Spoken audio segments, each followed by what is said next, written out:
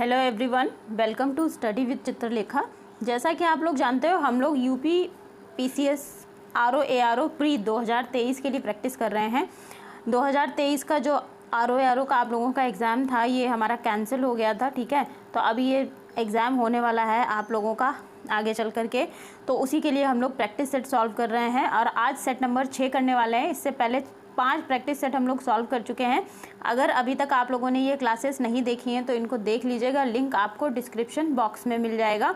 ये क्लासेस बहुत हेल्पफुल होंगी आप लोगों के लिए, रिवीजन करने के लिए बहुत हेल्पफुल होंगी, तो इनको भी आप लोग देख लीजिएगा। ठीक है, और मैं आप लोगों को ये भी बता दूं कि ये जो भी प्रैक्टिस सेट की सीरीज़ चलाई है, ये जो टेक्स्ट बुक है, टेक्स्ट बुक की सीरीज़ है। ठीक है, टेक्स्ट बुक के पेपर आप लोगों को अलग से सॉल्व करने की ज़रूरत नहीं है, यहीं पर आप प्रैक्टिस कर सकते हो। तो आपको सब्सक्रिप्शन वगैरह लेने की कोई आवश्यकता नहीं है, यहाँ से कर सकते हो।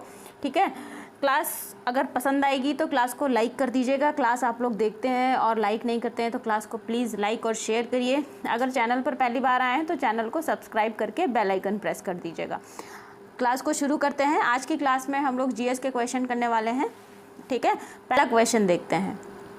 मेकांग गंगा सहयोग परियोजना का उद्देश्य क्या है? देखिए, करंट अफेयर का क्वेश्चन है ये, बहुत इंपॉर्टेंट क्वेश्चन। मेकांग गंगा सहयोग परियोजना जो है ये भारत और 5 आसियान देश जो हैं, इन देशों के बीच पर्यटन, संस्कृति, शिक्षा और परिवहन संपर्क में बढ़ावा देने के लिए सहयोग आपस में स्थापित करेंगे। ठीक है, मेकांग गंगा सहयोग परियोजना, तो ध्यान रखिएगा ऑप्शन नंबर 1 जो है ये करेक्ट ऑप्शन हो जाएगा। अच्छा, यहाँ से एक क्वेश्चन मैं आप लोगों से और पूछती हूँ। वैसे तो आप लोग ज़्यादातर लोग जानते होंगे, अगर नहीं जानते होंगे तो मैं आप लोगों को ये आंसर भी बताऊँगी कि आप लोगों को ये पता होगा कि भारत जो है आसियान कंट्रीज़ का सदस्य है या नहीं है। तो आप लोगों को बता दूं कि आसियान का भारत जो है सदस्य नहीं है। ठीक है, ये ध्यान रखिएगा, बहुत ट्रिकी और इम्पॉर्टेंट क्वेश्चन हो जाता है। भारत आसियान का सदस्य नहीं है, ये बात ध्यान रखिएगा। ठीक है, अगले क्वेश्चन पर आइए। अगला क्वेश्चन क्या है? निम्नलिखित में से कौन से पंडित जवाहरलाल नेहरू द्वारा नियुक्त राज्य पुनर्गठन आयोग के सदस्य नहीं थे? तो देखिए, राज्य पुनर्गठन आयोग जो था ये राज्यों का पुनर्गठन करने के लिए स्थापित किया गया था। 1953 में इसका गठन हुआ था। ठीक है, और डॉक्टर हृदयनाथ कुंजरू, जिन्हें एच.एन. कुंजरू कहा जाता है, के.एम. पणिक्कर और फजल अली, ये सारे सदस्य राज्य पुनर्गठन आयोग में थे। जबकि बी पट्टाभी सीतारामैया जो हैं ये राज्य पुनर्गठन आयोग के सदस्य नहीं थे। तो ऑप्शन नंबर 2 जो है ये हमारे क्वेश्चन का करेक्ट ऑप्शन हो जाएगा। और इसके अध्यक्ष कौन थे? अध्यक्ष जान लीजिए, अध्यक्ष कौन थे? फजल अली, जो सुप्रीम कोर्ट के सेवानिवृत्त मुख्य न्यायाधीश थे उस समय। फजल अली राज्य पुनर्गठन आयोग के सदस्य थे। ठीक है, और 2 अन्य सदस्य थे, एच.एन. कुंजरू, हृदयनाथ कुंजरू और के.एम. पणिक्कर। ठीक है, भारत और केंद्र शासित प्रदेशों के बीच भाषाई सीमाओं को स्थापित करने के लिए इसकी स्थापना 1953 में की गई थी। और जब संविधान लागू किया गया था तब भारत जो है 4 प्रकार के राज्यों में बटा था। 4 राज्य थे, ए, बी, सी और डी। ठीक है, ये स्थानीय रूप से यहाँ पर जब संविधान लागू हुआ था तो विधानसभाओं की कमी थी। क्योंकि 4 ही भाग थे, इसीलिए राज्यों का पुनर्गठन करने के लिए इस आयोग को स्थापित किया गया था। ठीक है, अच्छा, राज्यों ने 4 अलग अलग प्रकार के राज्यों के 2 प्राथमिक समूहों में विभाजित करने की सिफारिश की, राज्य और केंद्र शासित प्रदेश, और हैदराबाद के पूर्व भाग को बी राज्य के साथ आंध्र के साथ जोड़ना इन्होंने अपनी सिफारिश में डाला। आधुनिकीकरण कार्यक्रम प्राधिकरण प्रदान करने के लिए भारतीय संविधान अनुच्छेद 4 के अनुसार राज्य पुनर्गठन अधिनियम 1956 के द्वारा संसद में पारित किया गया था।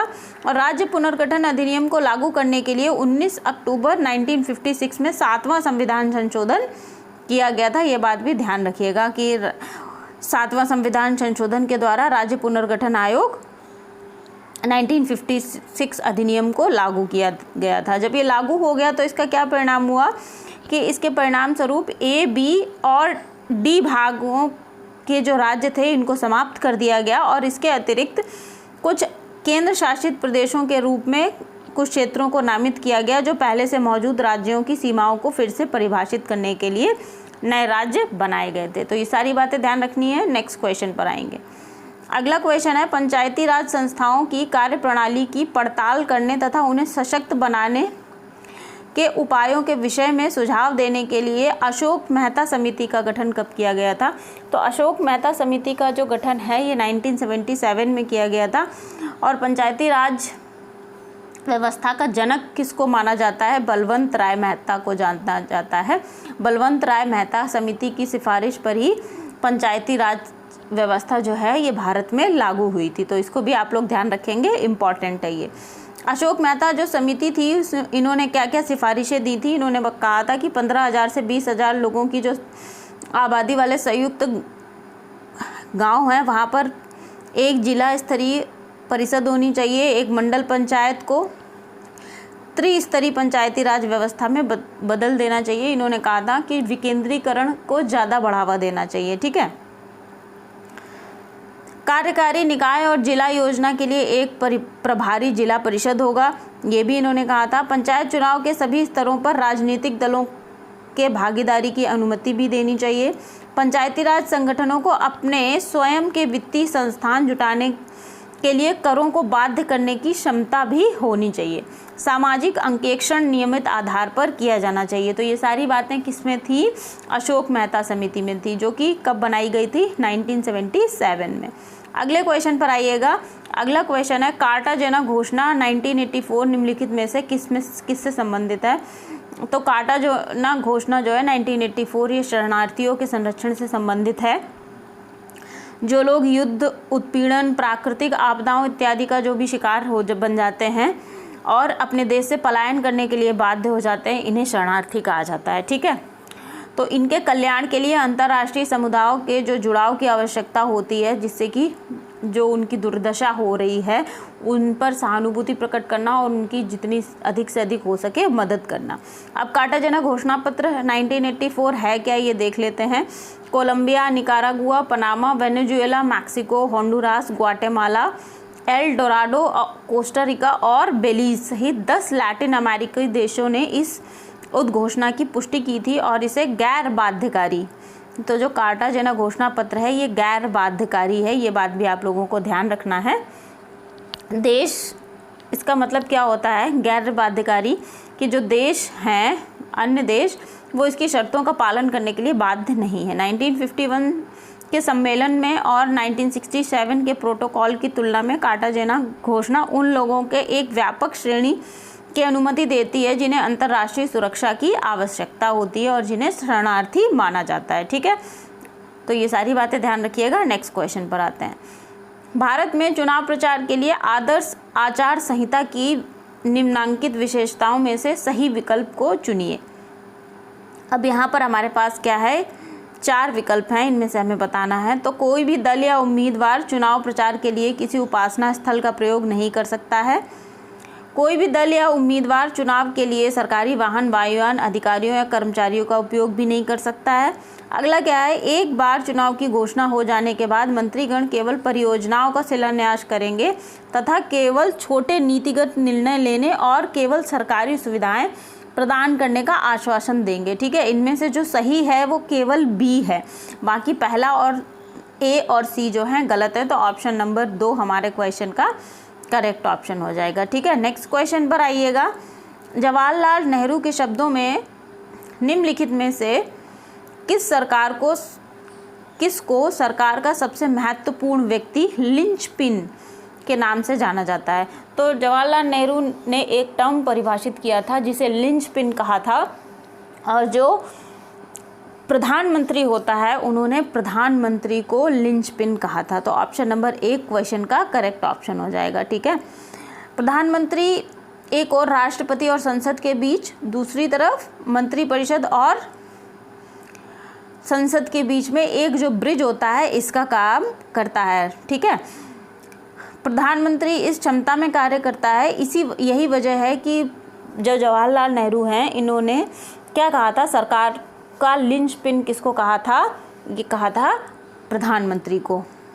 2014 से आपको पता है नरेंद्र मोदी जो भारत के प्रधानमंत्री हैं, ये इनके 14वें कार्यकाल के बाद वर्तमान प्रधानमंत्री भी हैं और भारत के जो रक्षा मंत्री हैं ये भी जान लीजिए। जो हमारी नई कैबिनेट गठित हुई है, सारे मंत्रियों के नाम और उनके विभाग आप लोगों को पता होने चाहिए, ठीक है। अगर आप लोगों ने को नहीं पता है तो आप करंट अफेयर्स के वीडियो में जा कर के उसको देख सकते हो। पूरी मंत्रिमंडल की पर एक वीडियो बनाई गई है, उसको देख सकते हो, ठीक है। आएंगे हम अगले क्वेश्चन पर। अगला क्वेश्चन क्या है, भारत के संविधान का कौन सा अनुच्छेद राष्ट्रपति या उपराष्ट्रपति के चुनाव से संबंधित शंकाओं और विवादों के निर्धारण से संबंधित है। तो देखिए, राष्ट्रपति या उपराष्ट्रपति के चुनाव से संबंधित शंकाओं और विवादों के निर्धारण से संबंधित अनुच्छेद 71 है, ठीक है, अनुच्छेद 71, ठीक है। तो ऑप्शन नंबर 2 जो है करेक्ट ऑप्शन हो जाएगा। ये कहता क्या है, मतलब अनुच्छेद 71 में क्या कहा गया है, राष्ट्रपति या उपराष्ट्रपति के चुनाव से संबंधित या उससे जुड़े मामले उनके संबंध में उत्पन्न होने वाले सभी संदेहों और विवादों की जांच कहाँ पर होगी, सुप्रीम कोर्ट में होगी। और सुप्रीम कोर्ट के जो निर्णय है उसको ही अंतिम निर्णय माना जाएगा। ये बात कही गई है किसमें, अनुच्छेद 71 में। यदि राष्ट्रपति या उपराष्ट्रपति के रूप में किसी व्यक्ति के निर्वाचन को सर्वोच्च न्यायालय द्वारा शून्य घोषित किया जाता है तो राष्ट्रपति या उपराष्ट्रपति पद की शक्तियों और कर्तव्यों के प्रयोग और प्रदर्शन में उसके द्वारा किए गए कार्य जैसा भी मामला हो उस घोषणा के कारण या उससे पहले अमान्य नहीं होंगे। इसका कहने का मतलब ये है कि यदि किसी चुनाव को, राष्ट्रपति या उपराष्ट्रपति के चुनाव को सुप्रीम कोर्ट शून्य घोषित कर देता है, नल एंड वॉइड घोषित कर देता है, तो उस बीच कार्यकाल के दौरान राष्ट्रपति या उपराष्ट्रपति ने जो भी कार्य किए होंगे वे अमान्य नहीं होंगे, वो कार्य उनके उसी स्थान पर रहेंगे, ठीक है। ये बात आप लोगों को ध्यान रखनी है। नेक्स्ट क्वेश्चन पर आते हैं, लेकिन उससे पहले ये और देख लेते हैं, इम्पॉर्टेंट अनुच्छेद है ये। इस संविधान के प्रावधान के अधीन संसद कानून के द्वारा राष्ट्रपति या उपराष्ट्रपति के चुनाव से संबंधित या उससे जुड़े किसी भी मामले को विनियमित कर सकता है। भारतीय संविधान का अनुच्छेद 81 जो है लोगों के सदन लोकसभा के स्वरूप को परिभाषित करता है। प्रतिनिधि सभा में, मतलब लोकसभा में 500 से अधिक सदस्य निर्वाचित नहीं होंगे, ये भी अनुच्छेद 81 में कहा गया है, ठीक है। अनुच्छेद 61 क्या है, अनुच्छेद 61 जो है ये बताता है राष्ट्रपति पर महाभियोग चलाने के लिए यदि राष्ट्रपति पर महाभियोग लाया जाता है तो अनुच्छेद 61 में इसकी सारी बातें बताई गई हैं। जब संविधान का उल्लंघन करता है राष्ट्रपति तब उस पर महाभियोग का प्रस्ताव लाया जा सकता है किसी भी सदन में, लोकसभा में या राज्यसभा में।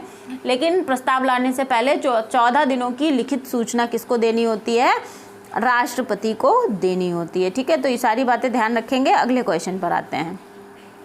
भारतीय संविधान के अनुच्छेद 25 के अनुसार हिंदू उल्लेख के संदर्भ के साथ साथ निम्नलिखित में से किस और धर्म के लोगों का उल्लेख किया गया है। तो देखिए यहाँ पे सिख, जैन और बौद्ध धर्म दे रखे हैं। तो हिंदू शब्द जो है हिंदू धर्म के अंतर्गत ये तीनों ही आते हैं, ठीक है, 1, 2 और 3। तो ऑप्शन नंबर 2 जो है हमारे क्वेश्चन का करेक्ट ऑप्शन हो जाएगा। अंतःकरण की स्वतंत्रता किस में है, अनुच्छेद 25 में है। और इसका आचरण और प्रचार प्रसार करने की स्वतंत्रता भी अनुच्छेद 25 के अंतर्गत ही आती है और इसी में ही सारी चीज़ें इलैबोरेट की गई हैं, ठीक है। और चूँकि अंतःकरण की स्वतंत्रता जो है किसी भी धर्म को अबाध रूप से मानने की स्वतंत्रता किसी भी व्यक्ति का मौलिक अधिकार है, फंडामेंटल राइट है। ये बात किस में बताई गई है, अनुच्छेद 25 में बताई गई है, ठीक है। अच्छा, ध्यान रखिएगा, अगर फंडामेंटल राइट्स की क्लासेस आप लोगों ने अभी तक नहीं देखी हैं तो क्लासेस देख लीजिएगा, लिंक डिस्क्रिप्शन बॉक्स में मिल जाएगा। अदरवाइज़ आप लोग चैनल की प्लेलिस्ट पर जा सकते हो जहाँ पर पॉलिटी की क्लासेस में आप लोग देख सकते हो। फंडामेंटल राइट्स को बहुत ही अच्छे तरीके से डिस्क्रिप्टिव वे में पढ़ाया गया है वहाँ पर, और साथ के साथ क्वेश्चंस भी कराए गए हैं। तो आप लोग पढ़ लोगे, सारे डाउट्स क्लियर हो जाएंगे, हैंड टू हैंड आपका प्रैक्टिस भी हो जाएगी, आपका एक बहुत इम्पॉर्टेंट पोर्शन कवर हो जाएगा। क्लास पसंद आई है तो उसको लाइक कर दीजिएगा और ये वाली क्लास को भी लाइक ज़रूर करिए, ठीक है। दक्षिण सहयोग के संदर्भ में निम्नलिखित में से कौन कौन से कथन सही हैं, हमको ये बताना है। निम्नलिखित कथनों पर विचार कीजिए और कौन से कथन सही हैं ये बताना है, ठीक है। तो पहला कथन देखिएगा, यह वैश्विक दक्षिण में विकासशील देशों के बीच तकनीकी सहयोग को संदर्भित करता है। भारत इसका समर्थन रहा है और इसने कई अफ्रीकी देशों को विकसित राष्ट्रों के आधिपत्य को रोकने में मदद की है। तीसरा क्या कह रहा है, सहयोग का क्षेत्र कृषि, विकास, मानवाधिकार, शहरीकरण, स्वास्थ्य और जलवायु परिवर्तन तक फैला हुआ है। ठीक है, तो ये तीनों ही बातें सही हैं। इस तरीके से हमारे क्वेश्चन का जो करेक्ट आंसर बनेगा ये हो जाएगा ऑप्शन नंबर 4, 1, 2 और 3। ठीक है, नेक्स्ट क्वेश्चन पर आइएगा। गुजराल सिद्धांत के संदर्भ में निम्नलिखित कथनों पर विचार कीजिए। पहला क्या कथन है और इसमें से हमें बताना है कि कौन सा कथन सही है। छोटे पड़ोसी देशों को एक तरफा रियायतें देने और क्षेत्रीय अखंडता का सम्मान करने का सिद्धांत, दूसरे देश के आंतरिक मामलों में हस्तक्षेप न करने का सिद्धांत, गैर पारस्परिकता का सिद्धांत और बातचीत के माध्यम से विवादों का शांतिपूर्ण समाधान। ठीक है, ये 3 बातें बताई गई थी गुजराल सिद्धांत में और ये तीनों ही बातें सही हैं। ठीक है, 1, 2 और 3 तीनों ही कथन सही हैं। तो हमारे क्वेश्चन का जो करेक्ट ऑप्शन हो जाएगा ये हो जाएगा ऑप्शन नंबर 4। गुजराल सिद्धांत भारत की विदेश नीति में एक मील का पत्थर है, जिसे 1996 में देवगौड़ा सरकार जो है में तत्कालीन विदेश मंत्री I.K. गुजराल के द्वारा प्रस्तावित किया गया था। यह सिद्धांत इस बात की वकालत करता है कि दक्षिण एशिया में सबसे बड़ा देश होने के नाते भारत को छोटे पड़ोसी देशों को एक तरफा रियायतें देनी चाहिए। आप लोगों ने कई बार नोटिस किया होगा कि भारत बांग्लादेश, म्यांमार और ये भूटान, ये जितने भी छोटे देश हैं भारत इनको रियायतें देता है, अपनी तरफ से जितनी मदद हो सकती है ये सब करता है। क्यों करता है? क्योंकि ये हमारी विदेश नीति का एक अंग है। ठीक है, तो इस तरीके से हमारा जो पहला कथन होता है ये सही हो जाता है। गैर पारस्परिकता का सिद्धांत क्या है कि अपने छोटे पड़ोसी देशों के प्रति भारत सरकार मिलनसार दृष्टिकोण अपनाएगी। भारत के पड़ोसी देशों के साथ मैत्रीपूर्ण और सौहार्दपूर्ण संबंधों को सर्वोच्च महत्व कौन स्वीकार करता है? भारत स्वीकार करता है और इसको आगे भी बढ़ाता है। ये सारी बातें क्या है? भारत की विदेश नीति में शामिल हैं। ठीक है, यह सिद्धांत अपने निकटतम पड़ोसियों के साथ भारत के विदेशी संबंधों के संचालन का मार्गदर्शन करने के लिए एक 5 सूत्री रोड मैप है, जिसे पंचशील सिद्धांत भी कहा जाता है। 5 सिद्धांत वो कौन से हैं देख लेते हैं। बांग्लादेश, भूटान, मालदीव, नेपाल और श्रीलंका जैसे पड़ोसी देशों के साथ भारत को पारस्परिकता के लिए नहीं कहना, बल्कि उन्हें वह देना चाहिए जो उनके लिए सद्भावना में हो। ठीक है, किसी भी दक्षिण एशियाई देश को क्षेत्र के किसी अन्य देश के हित के विरुद्ध अपने क्षेत्र का उपयोग करने की अनुमति नहीं देनी चाहिए। किसी भी देश को दूसरे देश के आंतरिक मामलों में हस्तक्षेप नहीं करना चाहिए। ये हमारी विदेश नीति का ही एक हिस्सा है। सभी दक्षिण एशियाई देशों को एक दूसरे के क्षेत्रीय अखंडता और संप्रभुता का सम्मान करना चाहिए। सभी दक्षिण एशियाई देशों को अपने सभी विवादों को शांतिपूर्ण द्विपक्षीय वार्ताओं के माध्यम से सुलझाना चाहिए। तो ये सारी विदेश नीति की बातें हैं, इंटरनेशनल रिलेशनशिप की। और हमारी विदेश नीति कहाँ पर बताई जाती है? तो देखिए, आप लोगों ने अगर मेरी क्लासेस पहले देखी होंगी पॉलिटी में, तो अनुच्छेद 50 में कार्यपालिका का न्यायपालिका से पृथक्करण है। ठीक है, उसके बाद वहीं पर आगे बताई गई है विदेश नीति। ठीक है, नेक्स्ट क्वेश्चन पर आइए। भारतीय संविधान के निम्नलिखित में से कौन से संविधान संशोधन अधिनियम में हिंदी भाषा में संविधान के एक आधिकारिक पाठ के लिए प्रावधान किया गया और यह संविधान के हिंदी संस्करण को समान कानूनी वैधता प्रदान करता है?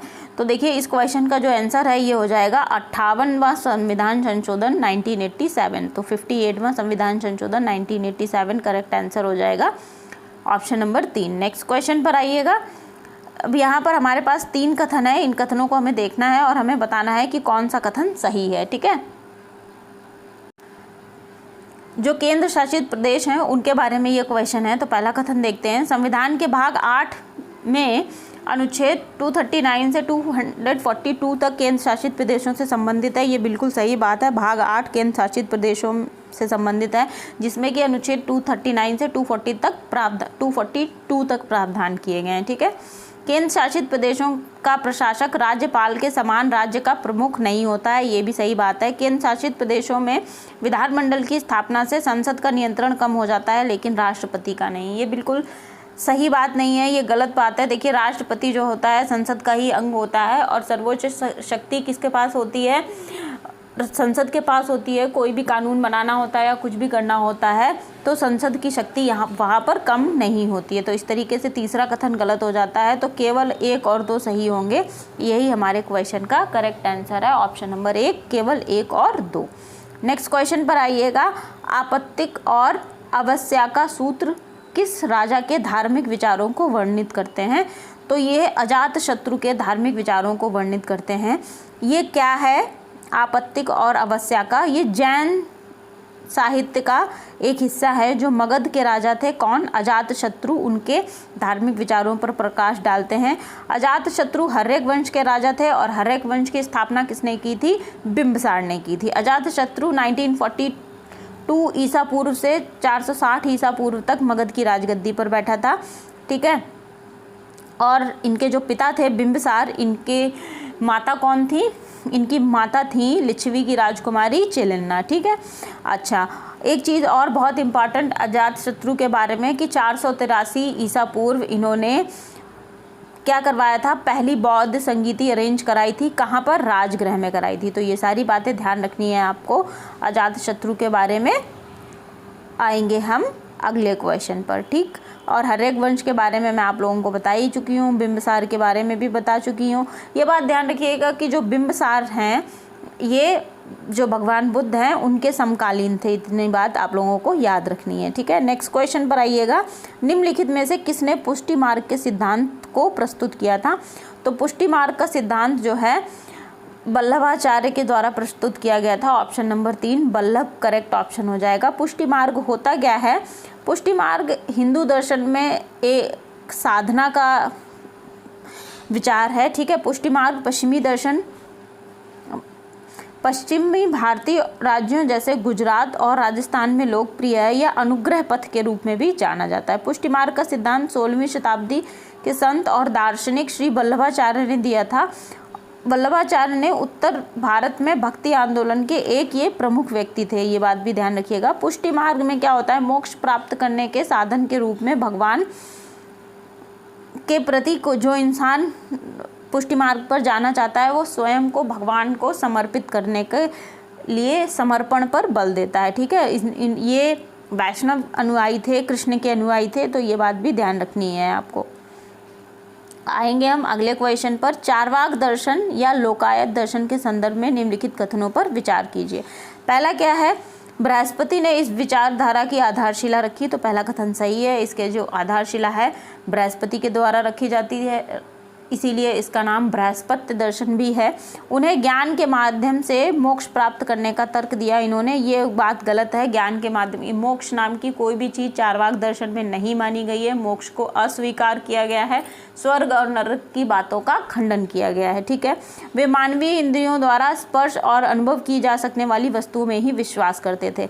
ये तीसरा वाला कथन सही है, क्योंकि चारवाक दर्शन में चारवाक केवल प्रत्यक्ष को ही प्रमाण मानते हैं। वे शब्द, उपमान इत्यादि प्रमाणों का खंडन करते हैं। वे कहते हैं जो प्रत्यक्ष है केवल वही सत्य है, बाकी इस प्रत्यक्ष के अलावा कुछ भी सत्य नहीं है। ठीक है, तो पहला और तीसरा कथन सही है। इस तरीके से हमारे क्वेश्चन का आंसर क्या हो जाएगा? ऑप्शन नंबर 3 केवल 1 और 3।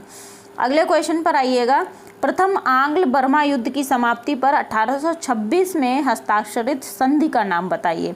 इस संधि ने ब्रिटिश शक्तियों की विजय पर मोहर लगा दी थी। तो ये जो संधि थी 1826 में जो हुई थी, इसका नाम है यांडब्बू की संधि। यांडब्बू की संधि जो है, इन्होंने जो ब्रिटेन था आंग्ल बर्मा युद्ध इसको समाप्त किया था और सारा की सारी सत्ता कहाँ चली गई थी?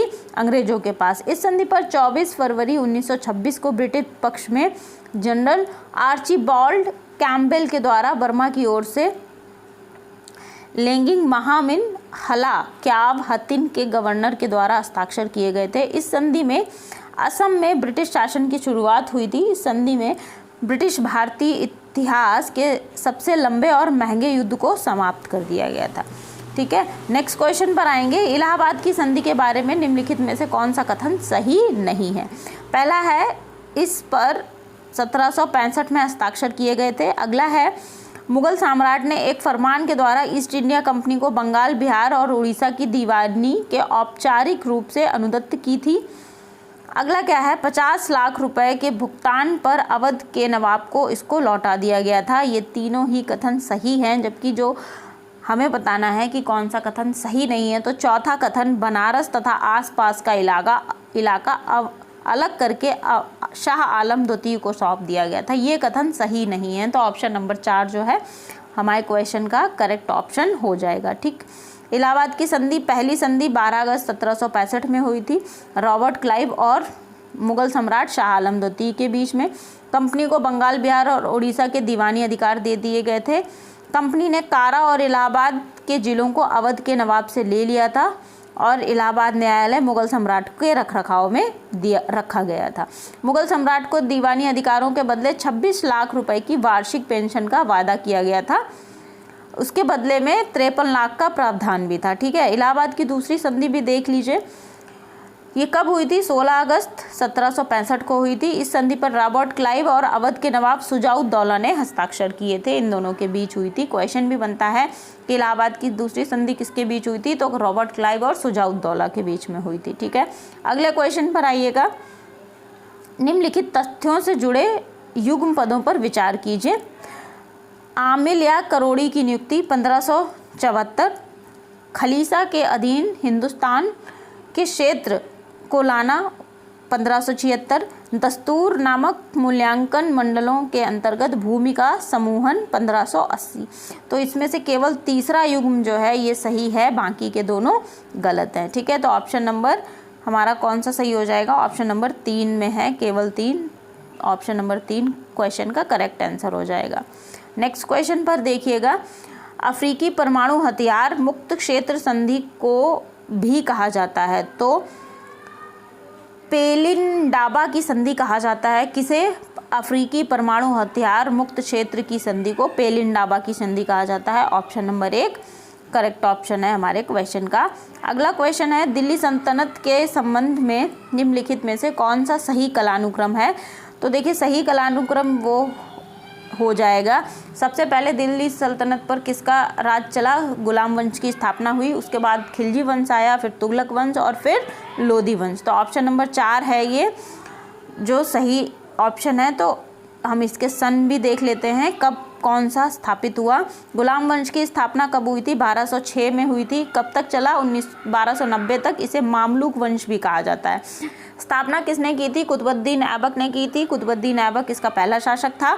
ठीक है। और कुतुबुद्दीन ऐबक ने ही किसकी नींव डाली थी? कुतुब मीनार की नींव डाली थी। ठीक है। तो ये बात भी आप लोगों को ध्यान रखनी है। उसके बाद आया खिलजी वंश, 1290 में 1320 तक चला और इसका जो संस्थापक था ये कौन था? जलालुद्दीन खिलजी था। तुगलक वंश 1320 से 1414 तक, संस्थापक कौन था? गयासुद्दीन तुगलक था। उसने दिल्ली के पास तुगलकाबाद शहर बनवाया था, जहाँ पर एक किले का निर्माण भी इसने करवाया था। ठीक है। लोधी वंश की स्थापना किसने की? कब हुई? 1451 में हुई, 1526 तक चला। और ये कौन थे? ये शैयद वंश के उत्तराधिकारी थे, तो ये आप लोगों को पता होना चाहिए। ठीक है। संस्थापक कौन था? बहलोल लोधी था। तो आप लोगों को ये वंश की जो कालानुक्रम है ध्यान रखिएगा, गुलाम वंश, खिलजी वंश और तुगलक वंश के बाद आता है लोधी वंश। ठीक है। नेक्स्ट क्वेश्चन को देखिए। पंचायती राज से संबंधित निम्नलिखित समितियों को कालानुक्रम में व्यवस्थित कीजिए। तो जैसे कि हम इस क्वेश्चन पे एक बार पहले भी डिस्कशन कर चुके हैं। सबसे पहले जो समिति आई, कौन आई? बलवंत राय मेहता समिति। अशोक मेहता समिति आई 1977 में। उसके बाद हनुमंत राव समिति आई, उसके बाद GV राव समिति आई। ऑप्शन नंबर 1 इस प्रकार हमारे क्वेश्चन का करेक्ट ऑप्शन है। ठीक है। नेक्स्ट क्वेश्चन को देखिएगा। हिंदू दर्शन शास्त्र के निम्नलिखित स्कूलों में से कौन सा रूढ़िवादी है? तो देखिए षड दर्शन है, ये षड दर्शन रूढ़िवादी हैं, जिनमें से यहाँ पर न्याय, मीमांसा, सांख्य, योग और वैशेषिक दे रखे हैं। तो हमारे क्वेश्चन का जो करेक्ट ऑप्शन हो जाएगा ये हो जाएगा 1, 2, 3, 4 और 5, ऑप्शन नंबर 3। ठीक है। चलिए नेक्स्ट क्वेश्चन पर आते हैं। न्यू स्टार्ट संधि जो समाचार में थी, ये संधि क्या है? तो न्यू स्टार्ट संधि जो है ये संयुक्त राज्य अमेरिका और रूसी संघ के बीच एक द्विपक्षीय राजनीतिक परमाणु हथियार कमी संधि है। तो ऑप्शन नंबर 1 जो है हमारे क्वेश्चन का करेक्ट ऑप्शन हो जाएगा। इसको ध्यान रखिएगा, इंपॉर्टेंट क्वेश्चन है ये। अगले क्वेश्चन को देखिएगा, महात्मा गांधी ने असहयोग आंदोलन कब रोका और क्यों रोका? तो देखिए महात्मा गांधी ने असहयोग आंदोलन शुरू कब किया था? 1920 में शुरू किया था। ठीक है, 1922 में गोरखपुर में चौरी चौरा घटना हो गई थी जिसमें कि हिंसा हो गई थी। इसी वजह से महात्मा गांधी ने क्या किया था? असहयोग आंदोलन को रोक दिया था। ठीक है, तो ऑप्शन नंबर 3 क्वेश्चन का करेक्ट ऑप्शन हो जाएगा। 1922 में गोरखपुर में चौरी चौरा की घटना के कारण 1920 में गांधी जी के नेतृत्व में ये आंदोलन शुरू किया गया था, जिसका कि उद्देश्य क्या था? पंजाब और तुर्की के लोगों के साथ जो गलत काम किए गए हैं उनका निवारण करना, स्वराज की प्राप्ति करना, ये मुख्य उद्देश्य थे। 1922 में चौरी चौरा घटना हो गई जहाँ पर लोग हिंसक हो गए, पुलिस स्टेशन को आग लगा दी, जहाँ पर 22 पुलिस कर्मी जो थे उनकी मौत हो गई। इसीलिए गांधी जी ने ये आंदोलन रोक दिया था। ठीक है, ये बातें सारी ध्यान रखनी है। आते हैं नेक्स्ट क्वेश्चन पर। सही विकल्प चुनिए जिसमें पुर्तगाली गवर्नरों का कालानुक्रम में अपना पद धारण किया है। तो सबसे पहले कौन सा गवर्नर आया और उसके बाद में सबसे लास्ट कौन सा गवर्नर आया, उस हिसाब से ये कालानुक्रम में हमें लगाना है। तो देखिए सबसे पहले जो आया था ये आया था फ्रांसिस्को डी अल्मेडा आया है, ये 1505 में आया था। तो 2 नंबर जो है फ्रांसिस्को डी अल्मेडा ये आ जाएगा। उसके बाद 1509 में अल्बुकर्क आया था, तो 3 कर दीजिए। उसके बाद सबसे लास्ट में आया था 1528 में, कौन आया था? नीनो डी कूना आया था। तो ये 2, 3 और 1 इस तरीके से क्रम बनेगा। तो इस तरह से हमारे क्वेश्चन का जो आंसर हो जाएगा ये हो जाएगा ऑप्शन नंबर 1, 2, 3 और 1। ठीक है, अब देख लेते हैं। तो देखिए 1505 में फ्रांसिस्को डी अल्मेडा आया। उसके बाद कौन आया? 1509 में आया अल्बुकर्क। ठीक है, और नीनो डी कूना कब आया? 1528 में आया और 1538 तक भारत में ये पुर्तगाली गवर्नर बन करके रहा है। ठीक, नेक्स्ट क्वेश्चन को देखते हैं। अब यहाँ पर युद्ध दे रखे हैं, इनको भी हमको सही कालानुक्रम में लगाना है। तो देखिए सबसे पहले युद्ध जो हुआ ये हुआ तराइन का द्वितीय युद्ध, तो 3 जो है 1 नंबर पे आ जाएगा। उसके बाद खानवा का युद्ध हुआ, तो ये 2 पे आएगा। उसके बाद हल्दी घाटी का युद्ध हुआ जो कि अकबर और महाराणा प्रताप के बीच में हुआ था। 3, 2, 1 ये बन जाएगा हमारा कूट। तो ऑप्शन नंबर 1 क्वेश्चन का करेक्ट ऑप्शन बन जाएगा। अब हम देखते हैं इन युद्धों के बारे में थोड़ी जानकारी ले लेते हैं। तो हल्दी घाटी का जो युद्ध है 18 जून 1576 को हुआ था। किसके बीच? महाराणा प्रताप और मुगल सम्राट अकबर के बीच हुआ था। ये बात ध्यान रखिएगा और बहुत प्रसिद्ध युद्ध है, तो इसलिए उनको याद रखना है। खानवा का युद्ध कब हुआ था? 1527 में हुआ था। किसके बीच हुआ था? बाबर के बीच हुआ था और राणा सांगा के बीच में हुआ था। ठीक, और हुआ कहाँ पर था? तो भरतपुर के पास एक जगह पड़ती है राजस्थान में जिसका कि नाम है खानवा। इस वही जगह के नाम पे इसका नाम खानवा के युद्ध है। ठीक है, तराइन का द्वितीय युद्ध कब हुआ था? 1192 में हुआ था। किसके बीच हुआ था? मोहम्मद गौरी और पृथ्वीराज चौहान के बीच में हुआ था। तो तराइन के द्वितीय युद्ध में क्या हुआ था? मोहम्मद गौरी जीत गया था और पृथ्वीराज चौहान की हार हुई थी जिसमें उनकी मृत्यु हो गई थी।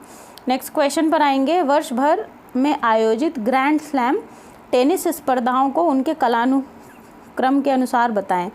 तो देखिए ये जो भी ग्रैंड स्लैम आयोजित किए जाते हैं टेनिस के, तो जो उनका सही क्रम है कि सबसे पहले कौन सा आयोजित होता है, तो ऑस्ट्रेलियन ओपन जो है सबसे पहले आयोजित किया जाता है। उसके बाद फ्रेंच ओपन, फिर विंबलडन और सबसे लास्ट में जो होता है यूएस ओपन होता है। तो इस तरीके से जो हमारे क्वेश्चन का आंसर बनेगा ये बनेगा option number 4, Australian open, French open, Wimbledon and US open. ठीक है, तो ऑप्शन नंबर 4 क्वेश्चन का करेक्ट ऑप्शन हो जाएगा। अब हमारे पास अगला क्वेश्चन है, ये क्या है? कथन और कारण का क्वेश्चन है। तो कथन देखते हैं। राजा राम मोहन राय ने ईसाई धर्म को अस्वीकार कर दिया और ईसा मसीह के दैवत्व का खंडन किया। ये बात बिल्कुल सही है, इन्होंने ईसाई धर्म का खंडन किया था और ईसा मसीह को ये देव भी नहीं मानते थे, मतलब इनके दैवत्व का खंडन करते थे।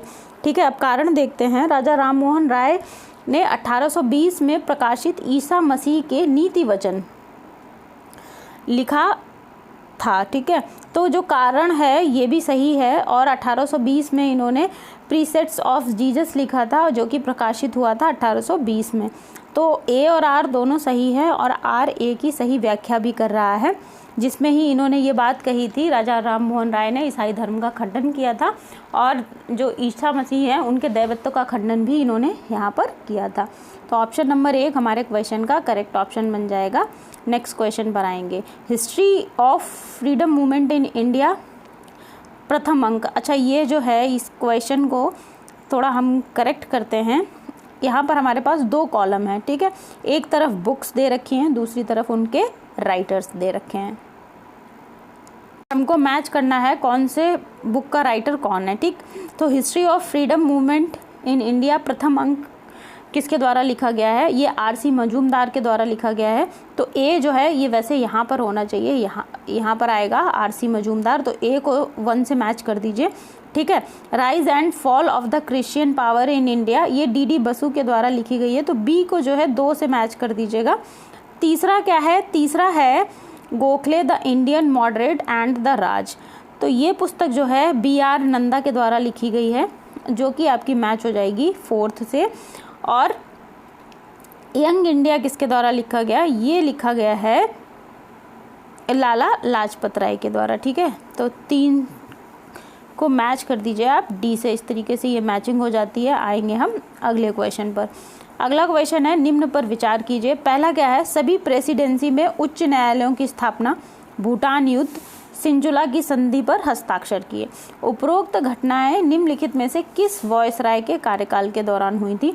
तो देखिए, लॉर्ड लॉरेंस जो था उसी के कार्यकाल में ये सारी घटनाएं हुई थी, जिसमें कि सभी प्रेसिडेंसी में उच्च न्यायालयों की स्थापना थी, सिंजुला की संधि थी और भूटान पर क्या था, युद्ध किया गया था, किसके द्वारा, लॉर्ड लॉरेंस के द्वारा। लॉर्ड लॉरेंस, तो ऑप्शन नंबर 3 हमारे क्वेश्चन का करेक्ट ऑप्शन हो जाएगा।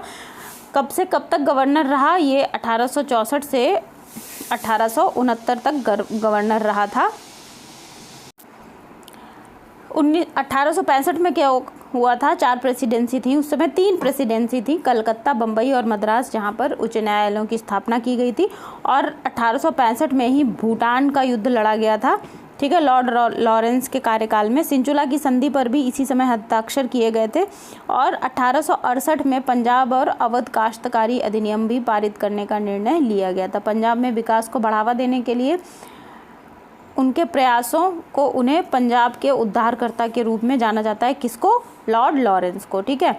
लॉर्ड लिटन के काल में क्या हुआ, 1876 से 80 तक ये रहा था वॉयसराय। इन्हीं के काल में, लिटन के काल में वर्नाकुलर प्रेस एक्ट आया था, जिसमें कि हिंदी अखबारों पर गाज गिरी थी, मतलब हिंदी अखबार जो भी थे उनको सबको बंद कर दिया गया था और प्रेस के बहुत ही कड़े नियम पारित कर दिए गए थे। शस्त्र अधिनियम 1878 आया था। दूसरा अफगान युद्ध भी इसी के कार्यकाल में लड़ा गया था, ठीक है। और कैसरे हिंद की उपाधि किसने धारण की थी, ये महारानी विक्टोरिया ने धारण की थी। उसके बाद आता है लॉर्ड लैंसडॉन, ये 1888 से 94 तक रहे भारत के गवर्नर, ठीक है। कारखाना अधिनियम आया इनके कार्यकाल में। भारत परिषद अधिनियम 1892 में और 1893 में डूरंड आयोग की स्थापना भी हुई थी। लॉर्ड हितगो को देखते हैं, 1936 से 1944 तक इनका कार्यकाल रहा। द्वितीय विश्व युद्ध इन्हीं के कार्यकाल में हुआ। त्रिपुरी संकट क्या है, जहाँ पर कांग्रेस के अधिवेशन का अध्यक्ष किसको चुना गया था, नेताजी सुभाष चंद्र बोस को चुना गया था, लेकिन पट्टाभी सीतारमैया को महात्मा गांधी बनाना चाहते थे, क्या अध्यक्ष बनाना चाहते थे, इसीलिए क्या हुआ, उस समय डिस्प्यूट हो गया और नेताजी सुभाष चंद्र बोस ने क्या कर दिया, इस्तीफा दे दिया अध्यक्ष पद से। तब अध्यक्ष कौन बना था, डॉक्टर राजेंद्र प्रसाद बने थे। तो ये वाली बात भी आप लोगों को ध्यान रखनी है, इंपॉर्टेंट बात है मॉडर्न हिस्ट्री की। फॉरवर्ड ब्लॉक की स्थापना हुई थी उसके बाद, नेताजी सुभाष चंद्र बोस ने की थी 1939 में। और मुस्लिम लीग का लाहौर प्रस्ताव 1940 में आया था, जिसमें मुसलमानों के लिए अलग राज्य की मांग भी की गई थी। और लॉर्ड लिनिथगो के टाइम पर ही क्या हुआ था, 1940 का अगस्त प्रस्ताव भी आया था, ठीक है। तो ये सारी बातें ध्यान रखनी है। उसके बाद आता है जो INA है, उसका गठन कब हुआ था, 1941 में हुआ था। क्रिप्स मिशन 1942 में लिनिथगो के शासनकाल के दौरान ही भारत आया था। और भारत छोड़ो आंदोलन कब शुरू किया गया था, 1942 में शुरू किया गया था। तो सारी चीज़ें ध्यान रखना, एकदम से रिवीजन हो गया है। अब आएंगे हम नेक्स्ट क्वेश्चन पर। उन्होंने एज ऑफ कंसेंट अधिनियम का समर्थन किया और अपने लेखन के माध्यम से उन लोगों की आलोचना की जिसने इसका विरोध किया। उन्होंने बम्बई के श्रमिक वर्ग के साथ संपर्क विकसित करने के प्रयास किए। उन्होंने शराब की दुकानों की सामूहिक धरनों में भाग लिया। तो अब इनके बारे में हमको बताना है ये कौन थे, तो इसमें कौन कौन से कथन सत्य नहीं हैं। ठीक है, तो पहला कथन सत्य नहीं है, केवल एक ऑप्शन नंबर एक जो है क्वेश्चन का करेक्ट आंसर हो जाएगा। नेक्स्ट क्वेश्चन पर आइएगा, मॉर्ले मिंटो सुधार, इसका क्या उद्देश्य था ये हमको बताना है। यहाँ पर हमारे पास 4 दे रखे हैं स्टेटमेंट, इनको हमें बताना है। तो पहला है शिक्षा को बढ़ावा देना, अगला है प्रांतीय विधानसभा में दलितों के लिए आरक्षित सीटें, मुसलमानों के लिए पृथक निर्वाचक मंडल, केंद्रीय विधान परिषद में सदस्यों की संख्या में बढ़ोतरी। तो देखिए ये जो चारों हैं स्टेटमेंट्स, इनमें से केवल तीसरा सही है, बाकी के 1, 2 और 4 केंद्रीय विधानसभा में परिषद में सदस्यों की संख्या में बढ़ोतरी, दलितों के लिए आरक्षित सीटें और क्या था शिक्षा में सुधार, ये तीनों ही बातें गलत हैं। मॉर्ले मिंटो एक्ट 1909 में आया था जो कि लाया गया था मुसलमानों के लिए, मुख्यतः पृथक निर्वाचक मंडल के लिए, जिसे सांप्रदायिक बजाट भी कहते हैं। ठीक है, तो ऑप्शन नंबर 3 हमारे क्वेश्चन का करेक्ट आंसर बनेगा, केवल 3। नेक्स्ट क्वेश्चन पर आइएगा, संशोधित मिश्रित संदर्भ अवधि MMRP पद्धति का उपयोग गरीबी की गणना के लिए निम्नलिखित में से किस समिति के द्वारा किया गया था। तो सी रंगराजन समिति जो है उसके द्वारा इसका उपयोग किया गया था। तो ऑप्शन नंबर 2 हमारे क्वेश्चन का करेक्ट आंसर हो जाएगा।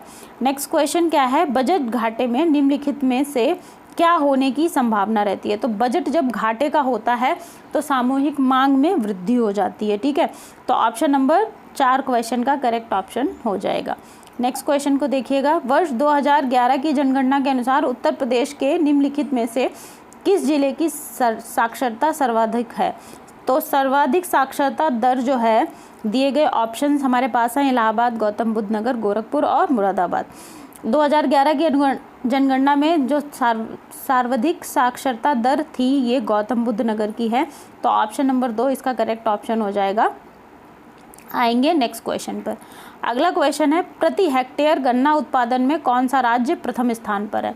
तो देखिए प्रति हेक्टेयर गन्ना उत्पादन में इस समय जो राज्य प्रथम स्थान पर वो है उत्तर प्रदेश। ठीक है, तो ऑप्शन नंबर 2 हमारे क्वेश्चन का करेक्ट ऑप्शन हो जाएगा। जो लेटेस्ट डेटा प्रकाशित हुआ है 2021 का, वहाँ से हमको ये पता चलता है कि पूरे भारत में जो गन्ने की उपज है वो लगभग 82 मीट्रिक टन प्रति हेक्टेयर होने का अनुमान लगाया गया है। कहाँ पर, पूरे भारत में नहीं, उत्तर प्रदेश की बात कर रहे हैं यहाँ पर, इसीलिए उत्तर प्रदेश जो है पहले नंबर पर आया है। उसके बाद अगर महाराष्ट्र की बात करें, दूसरे नंबर पर गन्ना उत्पादक राज्य में जो आता है राज्य वो है महाराष्ट्र। और अगर बात की जाए चीनी उत्पादन की, तो चीनी उत्पादन में सबसे टॉप पर जो राज्य है वो हो जाएगा आपका महाराष्ट्र। देखिए ये डिफरेंस इसलिए आ जाता है कि उत्तर प्रदेश में जो पेराई काल है या यूँ कहें जो गन्ने की फसल है उसकी अवधि उत्तर प्रदेश में कम होती है, लेकिन महाराष्ट्र की जलवायु में ह्यूमिडिटी ज़्यादा होने के कारण जो गन्ने की फसल अवधि है वो महाराष्ट्र में ज़्यादा होती है और जो जूस की मात्रा है वो भी महाराष्ट्र के गन्नों में ज़्यादा पाई जाती है। इसीलिए चीनी उत्पादन में महाराष्ट्र का प्रथम स्थान है भारत में। ठीक है, तो ये सारी बातें ध्यान रखनी है। अब हम आएंगे अगले क्वेश्चन पर। अगला क्वेश्चन क्या है, टंका वर्षा जल संचयन प्रणाली की एक संरचना है जो आमतौर पर निम्नलिखित में से किस राज्य में उपयोग की जाती है। तो टंका जो है एक प्रकार का बहुत बड़ा हौज या कुआं कह लें या बड़ा सा गड्ढा जिसको कि पक्का करके बनाया जाता है, ज़मीन में अंडरग्राउंड होता है। टंका में क्या किया जाता है, जो वर्षा का जल होता है वो सारा संचित कर लिया जाता है। जब बारिश नहीं होती है गर्मी के मौसम में उस जल को उपयोग किया जाता है। ये प्रणाली कहाँ पर अपनाई जाती है, राजस्थान में। ठीक है, राजस्थान में इसे बावड़ी भी बोला जाता है और ये बहुत ही पुरानी जल संचयन की एक प्रणाली है जो वर्षा के जल को सिंचित करने के लिए उपयोग की जाती है। नेक्स्ट क्वेश्चन पर आएंगे, खबरों में चर्चित कादरी लेपाक्षी 1812 किस फसल के बीज की एक किस्म है। तो कादरी लेपाक्षी जो है मूंगफली की एक किस्म है। ठीक है, ऑप्शन नंबर 4 क्वेश्चन का करेक्ट ऑप्शन हो जाएगा। और ये बेसिकली जहाँ पर उगाना शुरू की गई थी उसका राज्य का नाम हो जाएगा आंध्र प्रदेश, लेकिन धीरे धीरे करके अब ये पूरे देश में फैल चुकी है। ठीक है, कादरी है, लेपाक्षी है, ये दोनों मूंगफली की फसलें हैं। इसके अलावा और भी किस्में हैं, उनके नाम देख लीजिए, क्योंकि किस्मों के नाम पूछ दिए जाते हैं एग्ज़ाम में। तो AK 12-24, उसके बाद TG1, TG17, ठीक है, ये सारी मूंगफली की किस्में हैं। कराड 4-11, कोपेरगांव 3 और T64, ये सारी किसकी हैं फसलें, ये हैं किसकी, मूंगफली की। और T64 उत्तर प्रदेश में बहुत ज़्यादा लोकप्रिय किस्म है, तो इसका नाम स्पेशली आपको ध्यान रखना है। ठीक है, नेक्स्ट क्वेश्चन पर आएंगे। 2011 की जनगणना के अनुसार ग्रामीण भारत में निम्नलिखित में से किस राज्य में सबसे कम अशोधित जन्म दर है। तो 2011 में जो जनगणना हुई थी वहाँ पर सबसे कम अशोधित दर जो है असम में रिकॉर्ड की गई थी। तो ऑप्शन नंबर 3 हमारे क्वेश्चन का करेक्ट ऑप्शन हो जाएगा। आज की क्लास में हमने कुल 40 क्वेश्चंस किए हैं। ठीक है, ये सारे क्वेश्चंस जीएस के हैं, जिसमें आपको हिस्ट्री, ज्योग्राफी, पॉलिटी के साथ साथ जनगणना और कुछ करंट अफेयर्स के क्वेश्चंस भी आप लोगों को देखने को मिले हैं। आई होप ये क्लास आप लोगों को पसंद आई होगी। क्लास पसंद आई है तो क्लास को लाइक शेयर ज़रूर करिएगा, और चैनल पर पहली बार आए हैं तो चैनल को सब्सक्राइब करके बेल आइकन प्रेस कर दीजिएगा। पढ़ते रहिए, खूब रिविज़न करिए। बेस्ट विशेज़ के साथ मिलते हैं अगली क्लास में। Thank you everyone.